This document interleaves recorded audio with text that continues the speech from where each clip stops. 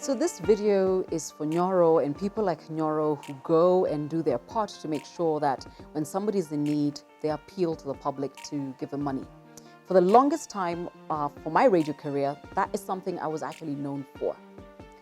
But there are two incidences that completely broke me and broke that part of me. So this video is for Nyoro.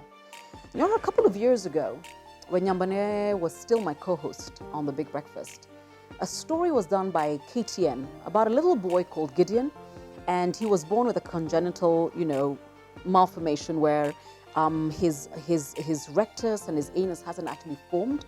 So he had this colostomy bag, and for a baby, he couldn't play, he couldn't eat a certain way. It was a mess.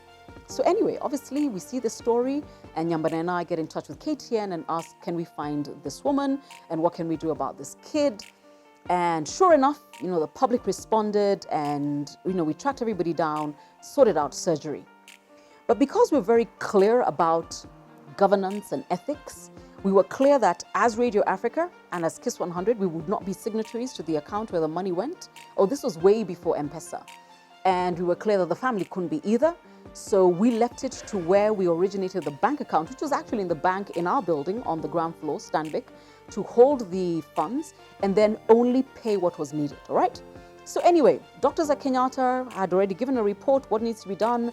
Avenue Hospital in Parklands said we will do the surgery, but this is what is needed, done, everything sorted, okay?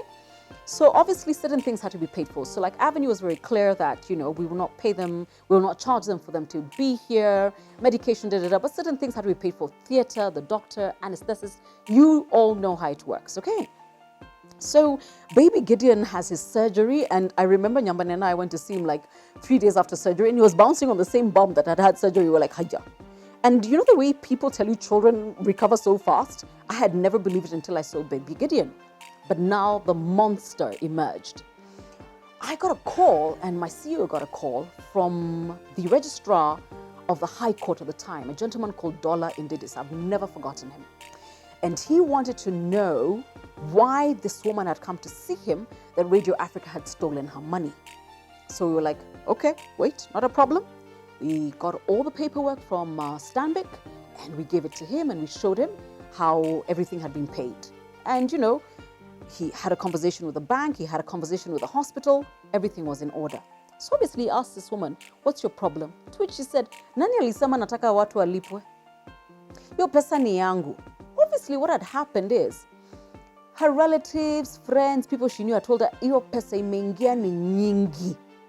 Obviously, we were very clear how much needed to be raised to be able to just take care of this surgery. So it was never going to be this ongoing appeal. We knew when to stop it. And once actually baby Gideon got his surgery, we stopped the appeal on air and we gave progress updates. So anyway, after she's thoroughly told off by everybody who knows her, she's like, sawa, unajua, ukisikia kuna pesa imeingia mahali, hata mimi ni binadamu, what. So we're like, whatever. But baby Gideon had to stay in Nairobi for an extra 3 weeks because the doctors had to keep checking on his stitches to make sure he was eating and passing stool, what. Anyway, eventually, it was time to literally let this life go on. We all had other things to do. Now, remember the morning they were being literally, it is done. At the time, we'd also made sure we had a deal with Jatco that if she needed to go somewhere, go for medical checkups with baby Gideon, she could sign on the Radio Africa account. So anyway, eventually, Nyambane is there to say goodbye. Then he calls me and tells me, chick, there's a problem here. This woman wants to know who told us that anarudi ushago. Yeye anakaa Nairobi. Na lazima tuangalie vile tutafanya ndio apate kazi huku. Haezi rudi. In fact, she used a term I'd never heard before. Haezi rudi reserve.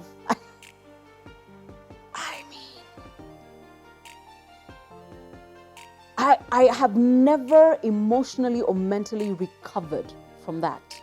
Not the summons to be told that we should not have paid for the doctors, the surgeons, the medication. This woman wanted the money. But worse still, to realize that she was like, what do you mean? No, we're not leaving Nairobi. We're liking this life, this quasi-celebrity status we have acquired. For me, it was a couple of years ago, but it shocked me. But it also taught me something. Money changes people, or even the promise of it. it makes people crazy.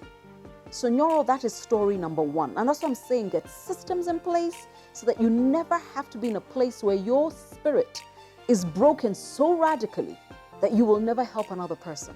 Because I do not do personal appeals of any nature. Allow me to take a moment, take a sip of water, and tell you the story of Tabitha. Mama alikuwa na mtoto mgonjwa. This one broke me completely. Subscribe.